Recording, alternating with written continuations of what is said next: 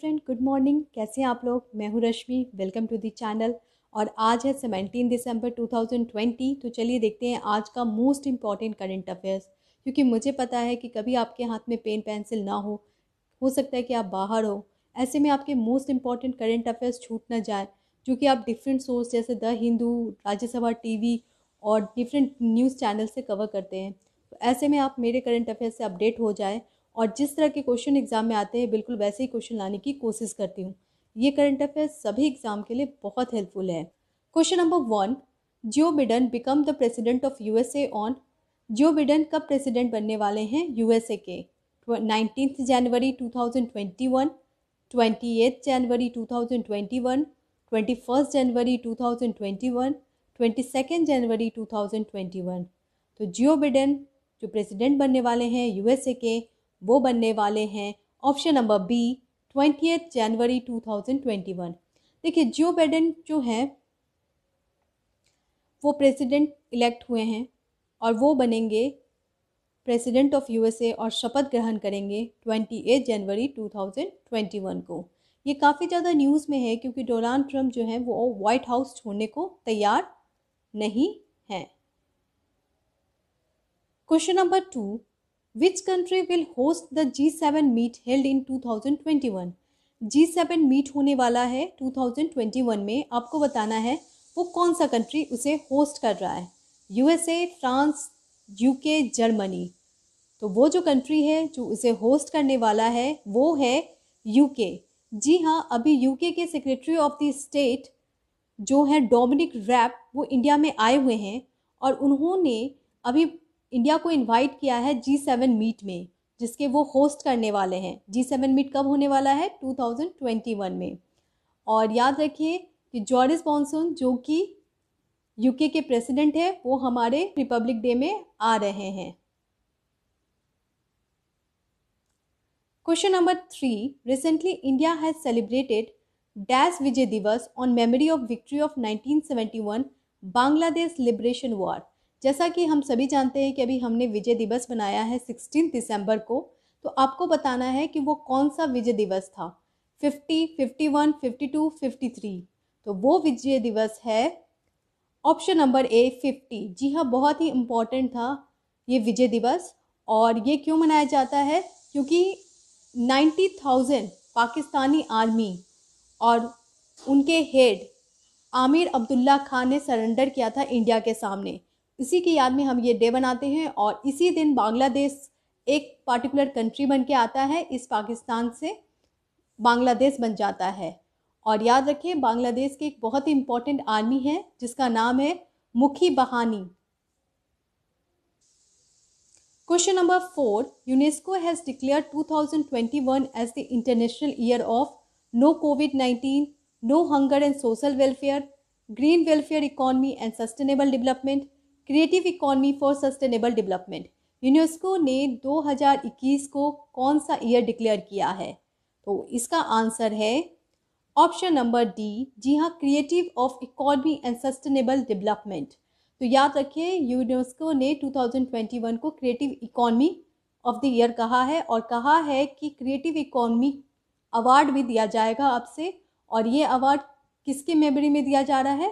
तो ये है मुजव्विर रहमान, जिनके नाम से बांग्लादेश बना है और जो बहुत ही इंपॉर्टेंट लीडर है बांग्लादेश के, उन्हीं के नाम से ये अवार्ड दिया जाएगा और ये क्रिएटिव इकोनॉमी अवार्ड होगा। यूनेस्को इसे देगा। Question number 5, recent announcement by education minister to held examination 4 times in a year is. अभी हाल में एजुकेशन मिनिस्टर रमेश पोखरियाल ने अनाउंस किया है कि ये एग्ज़ाम अब 4 times होगा पूरे साल में। वो कौन सा एग्ज़ाम है? NEET, JEE, CET, IBPS. तो वो एग्ज़ाम है ऑप्शन नंबर बी, जी। जी हाँ, आईआईटी जी जो एग्ज़ाम है उसका मेंस एग्ज़ाम अब 4 टाइम हो गया पूरे साल में और अभी फरवरी में एग्ज़ाम होने वाला है। Question number 6, who gives approval to fair a remunerative price of sugarcane. देखिए, अभी फार्मर प्रोटेस्ट चल रहा है और ऐसे में गवर्नमेंट कुछ इनिशिएटिव लेके आई है, उसी से रिलेटेड ये क्वेश्चन है। क्वेश्चन पूछ रहा है शुगर केन का जो MSP होता है, जिसको फेयर एंड रेम्यूनरेटिव प्राइस कहा जाता है, वो कौन देता है? Agriculture produce market committee, cabinet committee on economic affair, food safety and standard authority of India, CACP। तो इसका आंसर है option number B, cabinet committee on economic affair. जी हाँ, cabinet committee on economic affair sugarcane subsidy देता है, और अभी हाल में गवर्नमेंट इंडिया ने cabinet committee on economic affair के रिकमेंडेशन 3500 करोड़ रुपया शुगर केन फार्मर को एज अ सब्सिडी दिया है।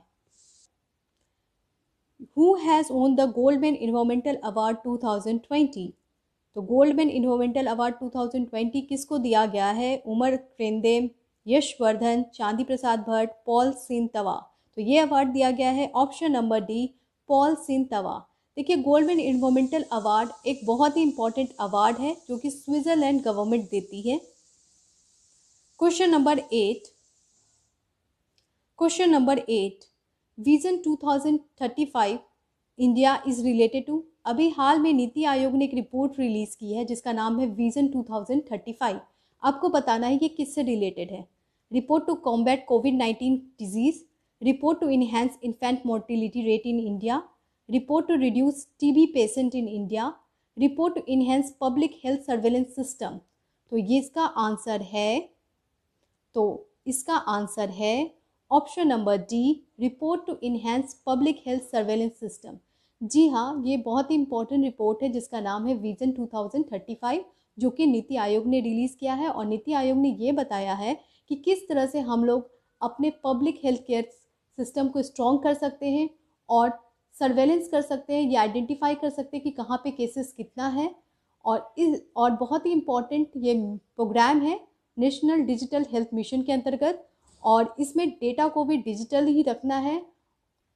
यहाँ पे नेशनल हेल्थ स्टैक बनाने की बात चल रही है, जिसमें जितने भी सिटीजन हैं इंडिया के, उन सब के हेल्थ केयर डिजिटल डेटा को एक जगह रखा जाएगा, एक डेटाबेस में, और फिर जितने भी इंश्योरेंस पॉलिसी लिया गया है सबको एक यूनिफाइड प्लेस में रखा जाएगा, जिसको कहा जाएगा नेशनल हेल्थ स्टैक। ये काफ़ी इंपॉर्टेंट प्रोग्राम है, और ये प्रोग्राम है नेशनल डिजिटल हेल्थ मिशन के अंतर्गत, जिसमें मिलियन ऑफ सिटीजन्स के डेटा को प्रोटेक्ट किया जाएगा और डेटा को एक जगह रखा जाएगा। Question number 9, recently first TWG यानी ट्रिलेटरल वर्किंग ग्रुप मीटिंग हुई है किस किस कंट्री के बीच में? ईरान, उज्बेकिस्तान और इंडिया के बीच में। आपको बताना है किस इशू पे ये मीटिंग हुई है। ये फर्स्ट मीटिंग है, ऐसा कभी नहीं हुआ था। तो ऑप्शन है promotion of trade and commerce, facilitation of natural gas pipeline, joint use of Chabahar port, joint use of Shederan railway track. तो इसका आंसर है option number C, joint use of Chabahar port. देखिए, Chabahar port काफ़ी ज़्यादा use में है। क्यों है? क्योंकि इसका काफ़ी ज़्यादा इम्पोर्टेंस है इंडिया के लिए। वो कैसे? देखिए, चाबहार पोर्ट जो है वो ईरान का पोर्ट है, और इंडिया और ईरान के बीच में ग्वादर पोर्ट आता है। ग्वादर पोर्ट पाकिस्तान का पोर्ट है। तो इंडिया को ईरान से ट्रेड करने में या मिडिल एशिया से ट्रेड करने में चाबहार पोर्ट बहुत ज़्यादा हेल्प करेगा, और इंडिया को पाकिस्तान के थ्रू जाने की आवश्यकता नहीं पड़ेगी। याद रखिएगा, चाबहार पोर्ट जो है वो काफ़ी इंपॉर्टेंट है, क्योंकि वो 72 किलोमीटर अवे है गवादर पोर्ट से, और इसीलिए अगर गवादर पोर्ट चाइनीज़ ट्रूप आता है या फिर पाकिस्तान गुड्स वहाँ पे कंट्रोल करता है, तो हम लोग अपने गुड एंड सर्विसेज को किसके थ्रू? चाबहार पोर्ट से ट्रांसपोर्ट कर सकते हैं। ये काफ़ी इंपॉर्टेंट पोर्ट है और एक ओशियनिक पोर्ट है। चाबहार डे भी हम लोग सेलिब्रेट करने वाले हैं, और इंडिया ने ये डिक्लेयर किया है क्योंकि इंडिया होस्ट करने वाला है इंटरनेशनल मेरीटाइम समिट, जो कि जनवरी 2021 में होने वाला है, और वहाँ पे हम लोग सेलिब्रेट करने वाले हैं चाबहार डे। तो ये काफ़ी इंपॉर्टेंट न्यूज़ है। और याद रखिएगा, जो चाबहार पोर्ट है वो ग्वादर पोर्ट से 72 किलोमीटर की दूरी पे है। और सबसे इम्पोर्टेंट बात, ये चाबहार पोर्ट जो है वो किस गल्फ़ पे है? वो गल्फ़ ऑफ ओमान में है। तो इस तरह के क्वेश्चन आ सकते हैं कि चाबहार पोर्ट कहाँ पे है, तो आपको बताना होगा गल्फ़ ऑफ ओमान में है। और ये क्यों इम्पोर्टेंट है? क्योंकि इससे हम लोग मिडिल एशिया से कनेक्ट हो पाएंगे। ओशियनिक पोर्ट है ये। क्वेश्चन नंबर 10, डाक पे a new digital payment app is launched by. डाक पे एक नया डिजिटल पेमेंट ऐप है, आपको बताना है किसने लॉन्च किया है। Google, Paytm, India post, national payment corporation of India. तो ये लॉन्च किया गया है option number C, India post. जी हाँ, जैसा कि नाम ही बता रहा है, डाक पे यानी पोस्टल पेमेंट, तो ये इंडिया पोस्ट लॉन्च किया है। और ये क्या है, एक यूपीआई ऐप है, यूनिफाइड पेमेंट इंटरफेस ऐप, जिसके बारे में मैंने बताया था कि क्या होता है कि आप मल्टीपल बैंक अकाउंट में पेमेंट कर सकते हैं सिर्फ एक मोबाइल ऐप के through. Question of the day 16 दिसंबर का था, a report has been developed with the military expense in the world has been release by SIPRI. SIPRI ने अभी रिपोर्ट निकाला था मिलिट्री एक्सपेंस का, उसमें आपको बताना था इंडिया का रैंक। तो इंडिया का रैंक है 3rd, और मैंने इसके रिलेटेड इम्पॉर्टेंट इंडेक्स का एक वीडियो भी रिलीज़ किया था, आपको उसका लिंक मैं भेज दूंगी। इंडिया का रैंक है इसमें 3rd मिलिट्री एक्सपेंस में। तो फर्स्ट और सेकंड कौन है, यूएसए एंड चाइना। और याद रखिए मिलिट्री एक्सपेंस में इंडिया 3rd है, लेकिन सिप्री ने एक और रिपोर्ट रिलीज़ किया था जिसका नाम था इम्पोर्ट ऑफ वेपन, उसमें इंडिया का रैंक 2nd आया था। आज का क्वेश्चन ऑफ द डे है, Israel has established diplomatic ties with Asian country. Israel ने अभी हाल में डिप्लोमेटिक टाई किया है एक एशियन कंट्री के साथ, आपको बताना है वो कौन सी कंट्री है। बांग्लादेश, भूटान, म्यांमार, श्रीलंका। इसका आंसर जरूर दीजिए कमेंट बॉक्स में, और वीडियो अच्छा लगे तो लाइक करें, शेयर करें और जल्दी से चैनल को सब्सक्राइब कर दें अगर आपने नहीं किया है।